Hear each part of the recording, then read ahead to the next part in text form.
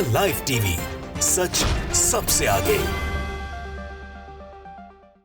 कल पहले चरण का मतदान हुआ है 2024 के लोकसभा चुनाव का। पहले चरण में ही रुझान जो है वो साफ तौर के ऊपर दिख रहे हैं।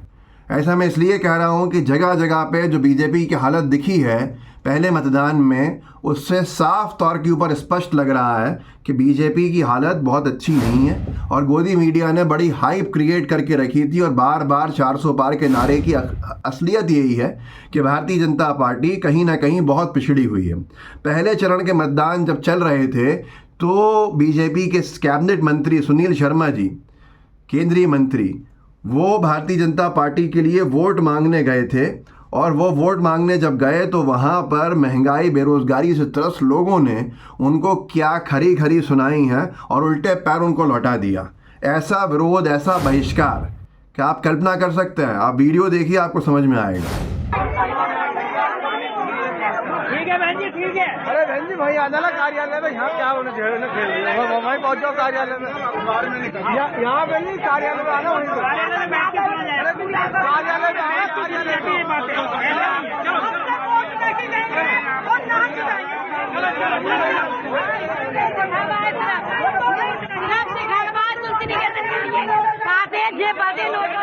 बोलते क्यों ना कोई नहीं बोल रहा, टोपी लगा हो गया नहीं। जब भी टेंडर निकलेंगे तभी सारी बात होंगे, आ जाते हैं हाथ जोड़ने के लिए जब चुनाव आवे। तो ये कोई और नहीं है बल्कि मंत्री हैं बीजेपी की सरकार के, सुनील शर्मा जी हैं, और भारतीय जनता पार्टी के लिए वोट मांगने पहुंचे हैं। गाजियाबाद में लोग ऐसा विरोध कर रहे हैं कि लोगों का सवाल है, हमें साफ तौर के ऊपर जनता ने वोट देने से ही मना कर दिया है इनको कि हमें वोट नहीं देना। ऐसी महंगाई, ऐसी बेरोजगारी, जनता जो है वो 4 जून के परिणाम अब साफ तौर के ऊपर दीवार पे लिख के दिखा रही है।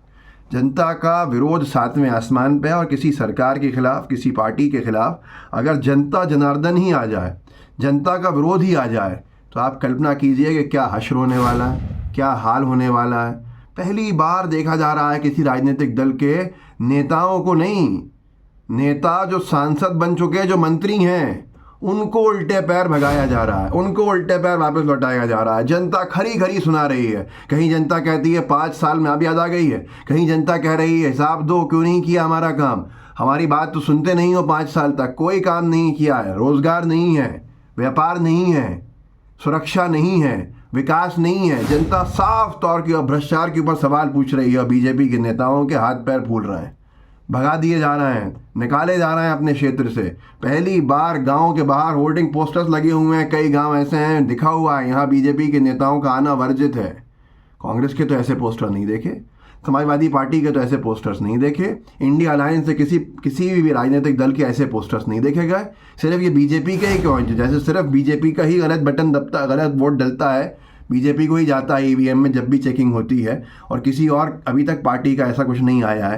तो ये सारी चीज़ें दर्शा रहा है कहीं ना कहीं बहुत बड़ा झोल है। दैनिक भास्कर की एक रिपोर्ट ने तो पहले चरण में बीजेपी की पूरी कलई खोल के रख दी है।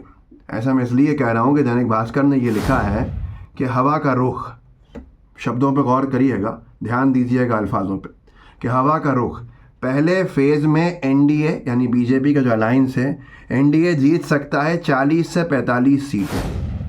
क्या जानते हैं आप कितनी सीटें हैं? 102 सीट्स पर चुनाव हुआ है। 102 सीटों में से 99 पर पहुंचा भास्कर। इंडिया ब्लॉक को 42 से 47 सीटें, नेक टू नेक इलेक्शन हो चुका है। और उसके बावजूद भी मोदी जी जा जाके कह रहे हैं कि अब की बार 400 पार, ये ऐसे होने वाला है 400 पार।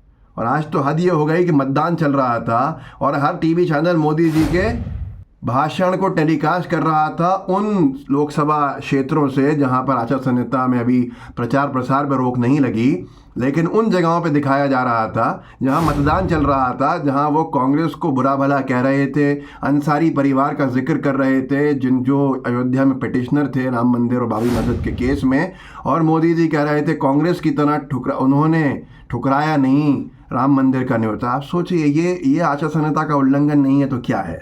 लेकिन क्या कह सकते हैं, ये एनडीटीवी ने लिखा है कि कि पीएम मोदी ने लोकसभा चुनाव के पहले फेज के एनडीए उम्मीदवारों को लिखी चिट्ठी, दिया ये मैसेज। आप खुद सोचिए, प्रधानमंत्री को चिट्ठी लिखने की ज़रूरत क्यों पड़ रही है? क्योंकि ये प्रचार का हिस्सा है।